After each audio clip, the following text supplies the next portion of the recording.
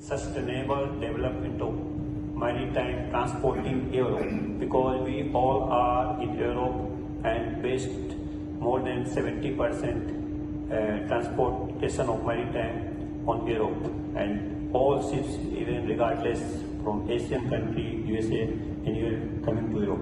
And today we have our guest speakers from Finland, Esa Nukkinen, Director General of Environment Services of Helsinki, City of Helsinki, Finland.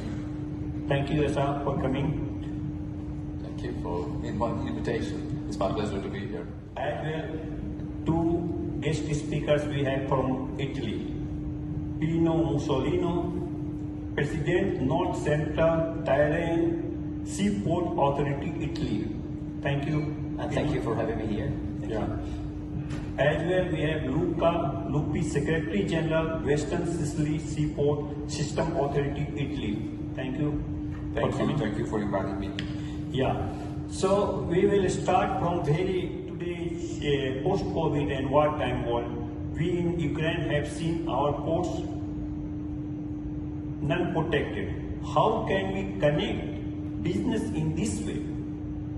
How can we protect the flow of business against Russian aggression? And finally, what lessons can we glean from this period? This is three questions, but these three questions, there is a, in few minutes you can explain, and if any query you can ask me. So we start from Esa. Ports in Finland, and if one would destroy them, then we could continue our trade. Because nowadays Finland is almost like an island, I would say, because on the other side of Finland there is Russia, 1,100 kilometers common border, and we have got just a little bit space between Sweden and Norway, and there are no rail connections there, so practically everything comes by sea to Finland. So these harbors and safety on sea is extremely important for us. An extensive question, but the most important thing is that first we have had a sort of wake-up call. We thought that a real hot war in Europe was not possible anymore.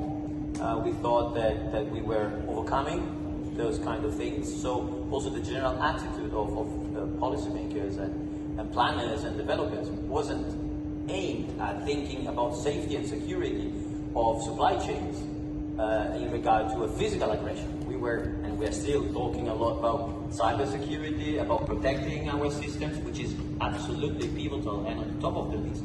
But we kind of forgot the basics. We thought, oh, that's a relic of the old times. And actually, what happened in Ukraine called us for a very bad cold shower, right? And so first we had to kind of reprogram our way of thinking. And as a port manager, port planner, and developer in charge of three ports, and some of the most important, because I chair the port of the capital of Italy, which is essential for the supply chain of our capital, and even the office of governments and so on and so forth, and including the Vatican City, which is not Italy, it's another sovereign country, but we do have a very important role. I can't disclose the details, but in the night after the invasion, we also had to supply extensive support to a significant number of the Italian Navy and an undisclosed number of non-Italian Navy vessels belonging